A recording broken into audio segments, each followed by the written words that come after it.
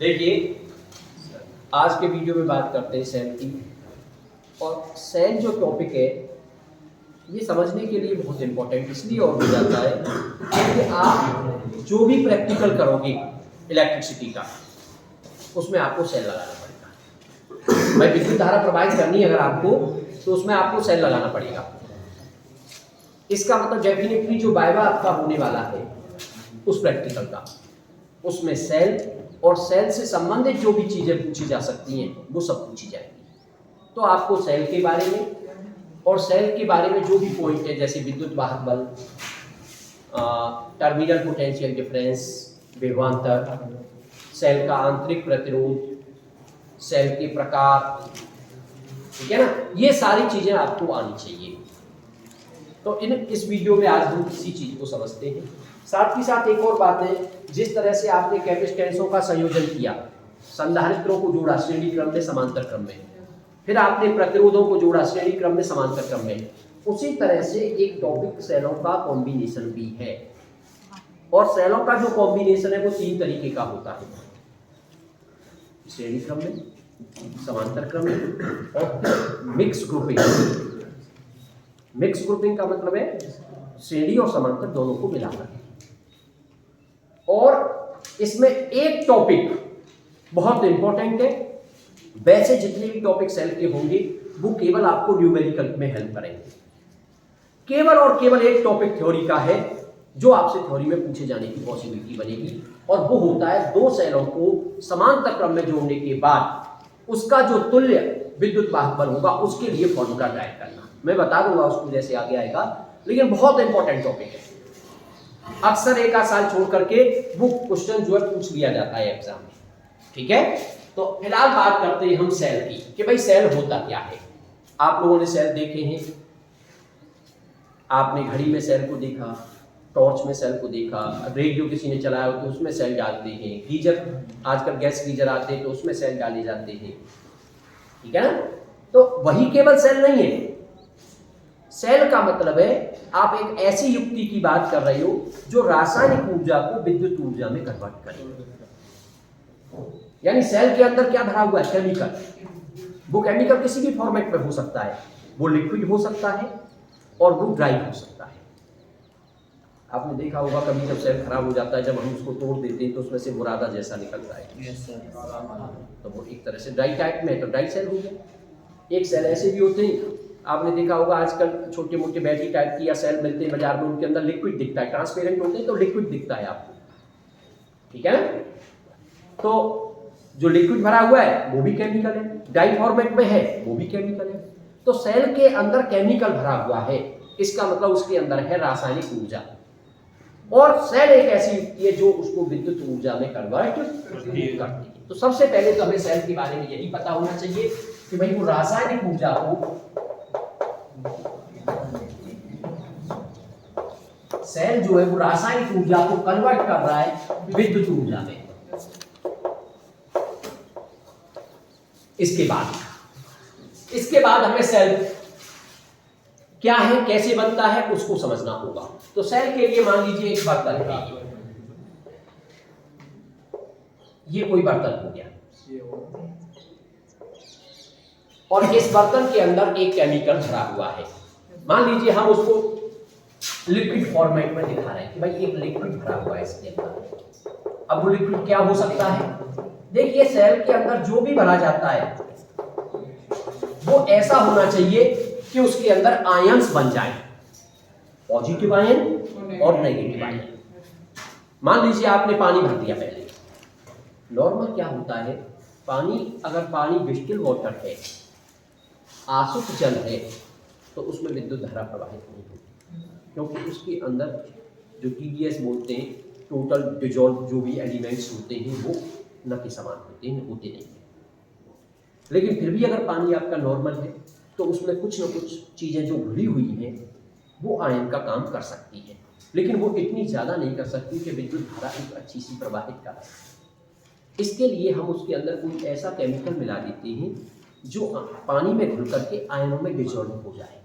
जैसे हमने मान लीजिए NH4Cl डाल दिया, जिसको आप लोग नौसादर बोलते हो, तो NH4Cl डाल देंगे तो NH4 पॉजिटिव आयन बन जाएगा और Cl नेगेटिव आयन बन जाएगा। इसका मतलब पानी के अंदर अब आयनों की संख्या हो जाएगी ठीक ठाक।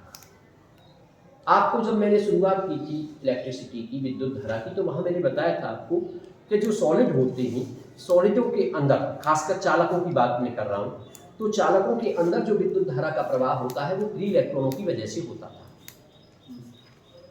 अगर बात अर्धचालक की थी तो अर्धचालक में मुक्त इलेक्ट्रॉनों के साथ साथ होल्स भी होते हैं, ऐसा मैंने बताया था और डिटेल में पढ़ने के लिए कह दिया था कि 14वें चैप्टर में आएगा, डिटेल वहां समझेंगे उसको। होल्स क्या है उस पर बहुत बड़ी चर्चा नहीं हुई। फिर उसके बाद मैंने कहा था कि अगर कभी किसी सॉल्यूशन की बात आएगी कि सॉल्यूशन के अंदर विद्युत धारा कैसे प्रवाहित होती है, तो वहां पर फिर लेते हैं आयंस, और आयन दोनों तरीके के होते हैं, पॉजिटिव भी और नेगेटिव। तो अब बात वो आ गई है कि भाई हमारा सेल है, सेल के लिए आपने एक बर्तन ले लिया, बर्तन किसी मेटल का भी हो सकता है और कांच का भी हो सकता है। आप जब लैब में जाओगे तो कांच के कुछ बर्तन रखे दिखेंगे आपको, और उससे हम तुरंत सेल बना लेते हैं। भाई कांच का बर्तन लिया, उसके अंदर पानी डाला, पानी में 2 चम्मच नौसादा डाली, उसको अच्छी तरह से घोल लिया, और फिर अब क्या रह गई, अब रह गए इलेक्ट्रोड। इलेक्ट्रोड का मतलब कैथोड और एनोड। उसके लिए उसमें 2 रॉड डाल दी जाती है। मान लीजिए एक जिंक की रॉड डाल दी, एक दूसरी रॉड डाल दी, या फिर एक पोरस पॉट करके आता है, सरंध्र पात्र जिसको बोलते हैं, ठीक है ना। उस सरंध्र पात्र भरा हुआ होता है, उसके अंदर एक और केमिकल भरा होता है, H2SO4 वगैरह, ठीक है ना। तो भाई जब तक आप 2 रॉड का मतलब 2 इलेक्ट्रोड नहीं होंगे उसमें, एक इलेक्ट्रोड जिसमें से पॉजिटिव का काम करेगा और एक इलेक्ट्रोड उसमें से नेगेटिव का काम करेगा, तब तक सेल नहीं बन पाएगा। वो सेल के टर्मिनल हो गए। टर्मिनल का मतलब अब अगर आपको विद्युत धारा प्रवाहित करनी है तो तार को उन्हीं से कनेक्ट करना होगा।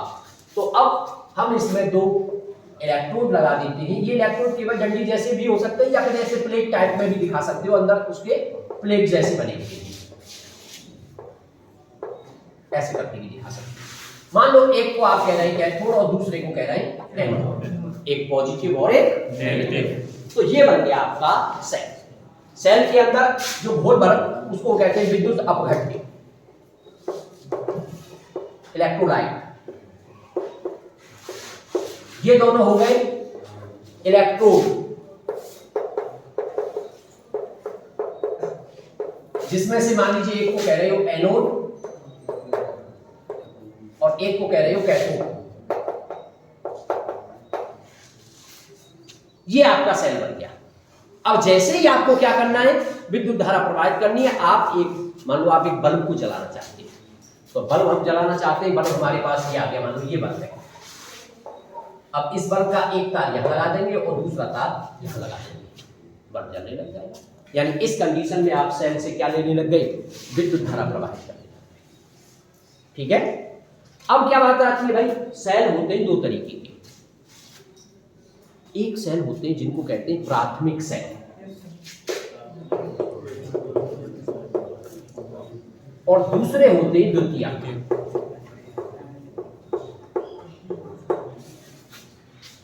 प्राथमिक सेल का मतलब होता है ऐसे सेल, उनसे अगर हम विद्युत धारा लेते रहेंगे, उनको यूज करते रहेंगे, उनसे काम करते रहेंगे, तो धीरे धीरे वो वीक होते चले जाएंगे और एक स्थिति ऐसी आएगी कि वो खराब हो जाएंगे, ठीक है।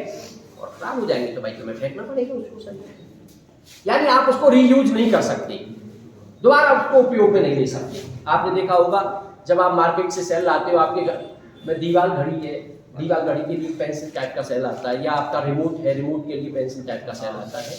सेल उसमें लगाते हैं, 6 महीने 8 महीने बाद वो सेल खराब हो जाता है, आप उसको फेंक देते हो। वो प्राथमिक सेल, आपने उसको उपयोग में लाते रहे और जब वो खराब हो गया तो अब वो किसी काम का नहीं रहा, उसको फेंक दिया। वो होता है प्राथमिक सेल, जिसमें आप लैक्लांसी सेल नाम ले सकते हो, डैनियल सेल नाम ले सकते हो। दूसरा द्वितीयक सेल। द्वितीयक सेल का मतलब है ये चार्जेबल रहते हैं, आप इनको ये यूज करोगे, यूज होने पे वीक हो जाएगा, दोबारा से चार्ज कर लिया, चार्ज कर लिया फिर से वीक हो जाएगा, फिर आपकी मोबाइल की बैटरी चार्जेबल है। आजकल मार्केट में बहुत तरह की टॉर्च मिल रही है, वो भी चार्जेबल है। एक सेल भी ऐसे आते हैं डाई सेल में, वो भी चार्जेबल सेल होते हैं, कैमरा वगैरह में लोग यूज करते हैं उनको, ठीक है ना। हालांकि यूज तो किसी में भी कर लो, लेकिन वो भी सेल हमारे कैसे होते हैं, चार्जेबल होते हैं। और सबसे बड़ा सेल का मतलब ये नहीं है कि केवल तुम्हें एक सेल सा दिखे उसी को सेल कहोगे। सेलों का कॉम्बिनेशन जो कि तुम्हारे घर में होता है उसको कहते हैं बैटरी, सही है ना। आपके घर में जो बैटरी होती है, जो इन्वर्टर पे आप बैटरी को लगा करके रखते हो, वो भी क्या है, एक भाई सेलों का कॉम्बिनेशन ही तो है। सेलों को सीरीज में जोड़ करके आपने एक स्ट्रॉन्ग बैटरी बना दी और वो चार्जेबल है। आप देखते हैं वो वीक हो जाती है, फिर इन्वर्टर से चार्ज हो जाती है, फिर आप उसको यूज में लेते हैं, फिर वीक हो जाती है और ऑटोमेटिकली चार्ज होती रहती है, वीक होती रहती है, इस तरह का चलता रहता है। ऐसे सेलों को सीसा संचायक सेल बोलते हैं और वो द्वितीय प्रकार के सेलों का एक एग्जाम्पल है, ठीक है। तो इसका मतलब फिलहाल हम समझे कि भाई सेल क्या है। सेल रासायनिक ऊर्जा को विद्युत ऊर्जा में कन्वर्ट कर रहा है।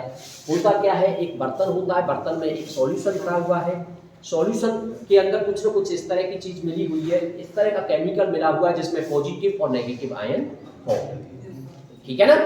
और दो जो रॉड पड़ी हुई है उनको इलेक्ट्रोड, जिसमें से एक को पॉजिटिव और एक को नेगेटिव, ये सेल हो गया। सेलों के प्रकार में प्राथमिक सेल, जिसको यूज करने के बाद खराब हो जाए फेंक देते हैं, प्राथमिक सेल हो गए। गैनियल सेल, लैप्लासी सेल और इसके एग्जाम्पल हो गए। द्वितीयक सेल, जैसे चार्ज करके दोबारा यूज में लिए, वो द्वितीयक सेल हो गए। सीसा संचायक सेल, ये इसका एग्जाम्पल हो गया। और आपने डेली लाइफ में आने वाले यूज वाली चीजों को भी इससे लगा करके समझ लिया, ठीक है। क्वेश्चन जो बनता है वो यहाँ से नहीं बनेगा, क्योंकि फिजिक्स में जो क्वेश्चन पूछे जाते हैं वो इस तरह के क्वेश्चन हैं। अब क्वेश्चन कहाँ से बन सकता है, अब उस टॉपिक में आते हैं। तो सेल के लिए मेनली हमें तीन चीजों को पढ़ना है। पहला, विद्युत वाहक बल, EMF, इसको बोलते हैं विद्युत वाहक बल। वास्तव में ये बल नहीं है, केवल मैकेनिक्स से कंपैरिजन करके इसका नाम बल दे दिया है, क्योंकि मैकेनिक्स में बल का काम होता है मोशन कराने का, और यहां पर सेल के अंदर जो फैक्टर होता है जो इलेक्ट्रॉनों को मूव कराता है उसको विद्युत वाहक बल कहते हैं, इसलिए इसके नाम में बल लगा दिया गया है। लेकिन वास्तव में ये बल नहीं है। वास्तव में क्या है वो मैं अभी आपको डिफाइन करके बताऊंगा। दूसरा होता है टर्मिनल पोटेंशियल डिफरेंस, इसके सिरों का विभवांतर।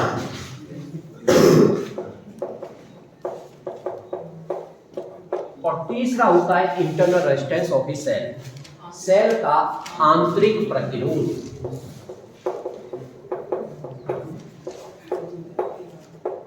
तो पहले हमें, और ये तीनों ही पॉइंट एग्जाम में पूछे जाने वाले पॉइंटों में से है या फिर वाइवा में पूछे जाने वाले पॉइंटों में से है, इसलिए अब पहले हमें इन तीनों को डिफाइन करना होगा, इन तीनों को समझना होगा।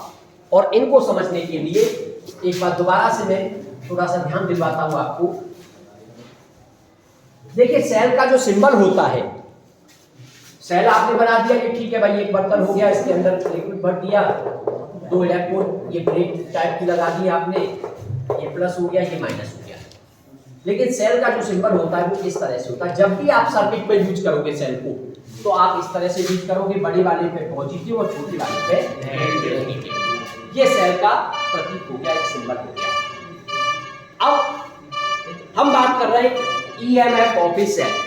मान लीजिए इस सेल के साथ आपने एक प्रतिरोध जोड़ दिया, ये प्रतिरोध जोड़ दिया, प्रतिरोध है आपका R, और सेल से इस प्रतिरोध में विद्युत धारा प्रवाहित होने लग गई। तो विद्युत धारा हमेशा पॉजिटिव वाले टर्मिनल से दिखाते हैं, ऐसे करते हैं। लेकिन जितनी विद्युत धारा सेल के पॉजिटिव टर्मिनल से चलेगी उतनी ही लौट करके नेगेटिव टर्मिनल पे आती है। इतना ध्यान हमेशा आपको रखना है। इसका मतलब यहां से जितनी विद्युत धारा आप दिखा रहे हो, यहां पर भी उतनी विद्युत धारा गई और लौट करके नेगेटिव टर्मिनल पर भी उतनी ही विद्युत धारा आई। सेल के बाहर अगर आप बात करोगे, सेल के बाहर का मतलब यहां से ऐसे करके, तो वो विद्युत धारा प्रवाहित हो गई है मुक्त इलेक्ट्रॉनों की वजह से। लेकिन सेल के अंदर अगर बात करोगे तो वो विद्युत धारा प्रवाहित हो रही है आयनों की वजह से, पॉजिटिव आयन और नेगेटिव आयन। जिसको पॉजिटिव इलेक्ट्रॉन कह रहे हो, पॉजिटिव आयन उस पर इकट्ठे हो रहे हैं, और नेगेटिव वाले आयन जो है वो नेगेटिव वाले इलेक्ट्रोड पे इसका मतलब उनकी गति हो रही है, पॉजिटिव आयन इधर जा रहा है, नेगेटिव आयन इधर जा रहा है, और उसकी वजह से करंट इसके अंदर ऐसे करके फ्लो हो रही है in the direction of positive charge. Positive charge हमारा जिधर मूव कर रहा है उधर आपकी करंट फ्लो होकर के सेल के अंदर चल रही है। अब हम बात कर रहे हैं EMF of a cell, cell का विद्युत वाहक बल। बहुत इंपॉर्टेंट पॉइंट है। देखिए अगर हम ये कहें कि भाई एकांक आवेश को प्रवाहित कराना है, विद्युत धारा क्या होती है, आवेश प्रवाह इधर, तो एकांक आवेश को प्रवाहित कराने में और कहां पर, सेल के बाहर भी और सेल के अंदर भी जो कार्य किया जाता है उस कार्य को कहते हैं विद्युत वाहक बल। तो नाम में बल लगा हुआ है लेकिन वास्तव में क्या एक कार्य, एकांक आवेश को सेल के बाहर और सेल के अंदर, यानी पूरा परिपथ सेल के बाहर भी और अंदर भी पूरे सर्किट में प्रवाहित कराने में जो कार्य किया जाता है उसको कहते हैं विद्युत वाहक बल। और इसको आप कैपिटल ई से प्रदर्शित करते हैं। मान लीजिए हमने Q आवेश प्रवाहित कराया इसमें, और Q आवेश को प्रवाहित कराने में जो कार्य किया गया है वो है W, तो E इक्वल टू हो गया W अपॉन Q, यानी एकांक आवेश को प्रवाहित कराने में किए गए कार्य को कहते हैं विद्युत वाहक बल। लेकिन ध्यान ये रखना है सेल के बाहर भी और सेल के अंदर भी। बात समझ में आ गई कि नहीं? यहां से अगर आप अब E की बात करें तो ये एक तरह का वर्क डन हो गया, एकांक आवेश को प्रवाहित कराने में किया गया कार्य हो गया। आप इसके मात्रक की बात करोगे तो मात्रक हो जाएगा जूल पर कूलम। और आप इसको पहले से जानते हो, जब आपने विद्युत विभव को परिभाषित किया था तो V बराबर W अपॉन Q था वो भी, और जूल पर कूलम को वहां वोल्ट कहती थी। इसका मतलब और आप लिख सकते हो वोल्ट, यानी इसका जो मात्रक हो गया वो हो गया जूल पर कूलम अथवा वोल्ट। अब बात आती है कि भाई विद्युत वाहक बल की विमा निकाली जाए, तो इसकी जब आप डायमेंशन निकालोगे, हालांकि विभा जो विभवांतर की होती है विमा वही विभा इसकी होगी, पर फिर भी निकाल लो। W की होती है ml स्क्वायर टी की पावर माइनस के क्यू, और कार्य Q, charge Q equal to IT, तो IT से हो जाती है AT, और आगे सॉल्व कर दोगे तो ml स्क्वायर टी की पावर माइनस 3 A की पावर माइनस 1, ये इसकी विमा निकल करके आ जाएगी। तो कुल मिलाकर के हम समझ गए कि भाई किसी सेल का विद्युत वाहक बल है क्या चीज, यानी सेल के द्वारा जो विद्युत धारा प्रवाहित हो रही है वास्तव में वो उस विद्युत वाहक बल की वजह से प्रवाहित हो रही है। ये विद्युत वाहक बल ही है जो क्या कर रहा है, जो सेल के अंदर या बाहर के सर्किट में मुक्त इलेक्ट्रॉनों को प्रवाहित कराने का काम कर रहा है। इसीलिए मैकेनिक्स से कंपैरिजन करके इसका नाम में बल लगा दिया है, क्योंकि मैकेनिक्स में किसी भी चीज को मूव कराने का काम कौन करता है, बल करता है, इसलिए नाम दे दिया बल। बाकी बल से कोई लेना देना नहीं है इसका, ठीक है। अब बात आती है कि भाई ये किन किन चीजों पे काम निर्भर करता है किसी सेल का विद्युत वाहक बल। तो सबसे पहली बात देखिए, ये जो इलेक्ट्रोड जिस पदार्थ के बने हुए हैं विद्युत वाहक बल उस बात पर भी निर्भर करता है। दूसरी बात, आपने इसके अंदर जो विद्युत अपघट्य भर रखा है, जो इलेक्ट्रोलाइट भर रखा है, वो क्या चीज भर रखी है, उस बात पर भी विद्युत वाहक बल निर्भर करता है। ये जो प्लेटों का एरिया वगैरह आप यूज कर रहे हो, उन चीजों पर भी विद्युत वाहक बल निर्भर करता है। तो आपको ये ध्यान रखना है, समय के साथ साथ किसी भी सेल का विद्युत वाहक बल कम होता चला जाता है, या फिर ऐसे कहिए कि उसका आंतरिक प्रतिरोध बढ़ता चला जाता है। यानी ऐसे कह सकते हो कि सेल खराब हो जाता है समय के साथ। रखा रहेगा तो सेल समय के साथ क्या हो जाता है, खराब हो जाता है। यानी जितनी विद्युत धारा वो नया सेल दे रहा था, अब धीरे धीरे उतनी विद्युत धारा नया फिर पुराना सेल नहीं देगा। तो ये होता है सेल का विद्युत वाहक बल। अब बात आती है विभवांतर की, टर्मिनल पोटेंशियल डिफरेंस। विभवांतर किसको कहते हैं? विभवांतर और विद्युत वाहक बल की परिभाषा बिल्कुल सेम, बस अंतर किस बात का है? अंतर बस इस बात का है कि ये भी एक तरह से विभवांतर V निकाल रहे तो V इक्वल टू V आपका W अपॉन Q, यानी एकांक आवेश को प्रवाहित कराने में किए गए कार्य को ही विभवांतर कहते हैं। बस अंतर क्या है कि अगर आप इस टर्मिनल से बाहर एकांक आवेश को प्रवाहित कराने में किया गया कार्य निकाल रहे हो, वो विभवांतर है। और इस टर्मिनल से बाहर भी और अंदर भी, वो है आपका विद्युत वाहक। इसका मतलब ये वाला जो वर्क डन है ये टोटल है। यहाँ पे टोटल का मतलब बाहर भी प्रवाहित कराने में कार्य और अंदर भी प्रवाहित कराने में किया गया कार्य। जबकि अगर इसको कहें तो ये एक्सटर्नल है, केवल बाहर प्रवाहित कराने में किया गया कार्य। तो देखिए परिभाषा दोनों की सेम है, बस ध्यान ये रखना है कि कहां से कहां तक का यूज करना है। अगर आप टर्मिनल के बाहर वाले सिरों के बीच की बात कर रहे हो तो वो आपका है विभवांतर की परिभाषा, और पूरे सेल में अंदर बाहर दोनों की बात कर रहे हो तो वो है आपका विद्युत वाहक। परिभाषा दोनों की सेम है, एकांक आवेश को प्रवाहित कराने में किया गया कार्य। इसका मतलब अब अगर आप इसका मात्रा की बात करोगे तो मात्रक सेम हो गया, जूल पर कूलम्ब और वोल्ट। विमा निकालने की बात करोगे तो फॉर्मूला सेम है, तो विमा भी आपकी सेम आ जाएगी, n-3 विमा भी आपकी सेम निकल करके आ गई। तो दोनों पॉइंट हमारे क्लियर हो गए। एक चीज और ध्यान रखनी है, हालांकि उसको मैं भी और बाद में मैथमेटिकली भी आपको बता सकता हूं, लेकिन फिर भी उसको ध्यान रखना है। कभी कभी एग्जामिनर उस चीज को पूछ लेता है कि भाई हमारे पास मान लो एक मल्टीमीटर है। मल्टीमीटर किसको कहते हैं अब ये समझना चाहिए, या मान लीजिए वोल्ट मीटर है, ऐसे मान लो। वोल्ट मीटर के नाम से शायद आप समझ गए होंगे कि वोल्ट मीटर का काम क्या होता है। वोल्ट मीटर का काम किसी भी सेल के सिरों पर विभवांतर या उसका विद्युत वाहक बल नापने के लिए किया जाता है। मल्टीमीटर का मतलब होता है उससे हम मल्टीपर्पज के लिए यूज करते हैं। उससे हम किसी तार का प्रतिरोध भी नाप सकते हैं, उससे हम विद्युत धारा को भी मेजर कर सकते हैं, उससे हम विभवांतर को भी मेजर कर सकते हैं। उस पर क्या है, उस पर एक गिर्रा सा लगा होता है और उसको घुमा करके अगर रेजिस्टेंस पे कर दिया तो रेजिस्टेंस को नापेगा, एम्पियर पे कर दिया तो करंट को नापेगा, वोल्टेज पे कर दिया तो वोल्टेज को नापेगा। इसलिए उसका नाम होता है मल्टीमीटर। एक बॉक्स जैसा होता है, बिजली का काम करने वाले लोगों के पास होता है एक ऐसा बॉक्स जैसा, उसमें लगे हुए हैं, ऊपर मीटर स्केल लगा हुआ होता है। 1 मीटर एम्पियर के लिए अलग होगा, वोल्टेज वाला अलग होगा, और 2 लंबे तार होंगे, एक लाल कलर का एक काले कलर का, और उसमें 2 ऐसे करके वो लगे होंगे टर्मिनल टाइप की, उनको लगा करके उसको चेक किया जाता है। आप लोगों ने अगर बिजली वालों को काम करते दिखा होगा दुकान पे तो आप समझ गए होंगे, ठीक है ना। तो वो मल्टीमीटर होता है। अब बात ये आती है कि भाई किसी सेल का विद्युत वाहक बल कब मेजर होगा, कैसे मेजर होगा, और विभवांतर कैसे मेजर होगा, दोनों चीजों को समझना है आपको। मान लीजिए ये हमारा सेल है, हमने यहाँ पे एक की और लगा दी। इसमें की का मतलब है जब मन करेगा तो विद्युत धारा प्रवाहित कराएंगे, अदरवाइज बंद कर रहे हैं। मान लीजिए की को हमने ओपन कर रखा है। ओपन का मतलब है अब इसमें विद्युत धारा प्रवाहित नहीं हो रही है, और उस वोल्ट मीटर को या उस मल्टीमीटर के दोनों सिरों को लेकर के आए।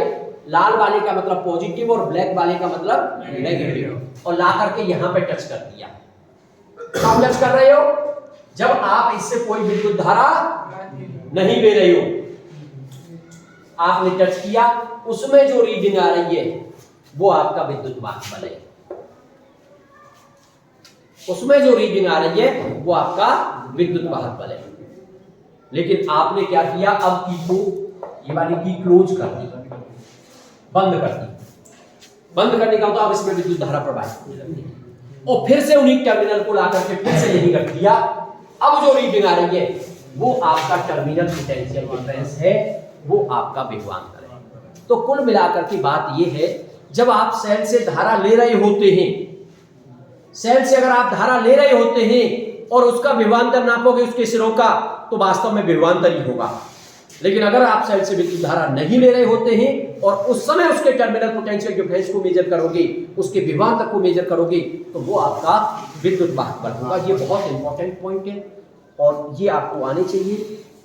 वाइवा में इस तरह के ही क्वेश्चन पूछे जाते हैं, ठीक है। तो ये दोनों बातें क्लियर, हमारी विद्युत वाहक बल वाली बात भी क्लियर हो गई और विभवांतर वाली बात भी क्लियर हो गई। अब हमारा तीसरा पॉइंट है इसमें आंतरिक प्रतिरोध। देखिए आंतरिक प्रतिरोध को समझने से पहले थोड़ी सी बात करते हैं प्रतिरोध की, कि भाई प्रतिरोध क्या था। तो प्रतिरोध क्या था, धारा के मार्ग में रुकावट, लेकिन कहां पर, तार के अंदर। तार ये है हमारा, ये तार है, तो तार के अंदर इलेक्ट्रॉन चलता है। भाई विद्युत धारा के लिए विद्युत धारा जैसी कोई चीज नहीं होती है, मैं पहले भी बता चुका हूं, केवल इलेक्ट्रॉन मूव करते हैं। जब विद्युत धारा प्रवाहित हो रही है यानी इलेक्ट्रॉन जब उसमें मूव कर रहा है तो वो किसी से क्या करता है, टक्कर करता है, दूसरे इलेक्ट्रॉनों से या परमाणुओं से, आयनों से टक्कर करेगा, और जब टक्कर करेगा तो उसके मार्ग में एक रुकावट पैदा होगी, अवरोध उत्पन्न होगा, उस अवरोध को प्रतिरोध कहते थे। लेकिन अब हम बात कर रहे हैं सेल का आंतरिक प्रतिरोध। तो सेल का आंतरिक का मतलब सेल के अंदर की बात की जा रही है, और सेल के अंदर आयन चलते हैं, पॉजिटिव आयन और नेगेटिव आयन, और वो चल रहा है उस घोल के अंदर।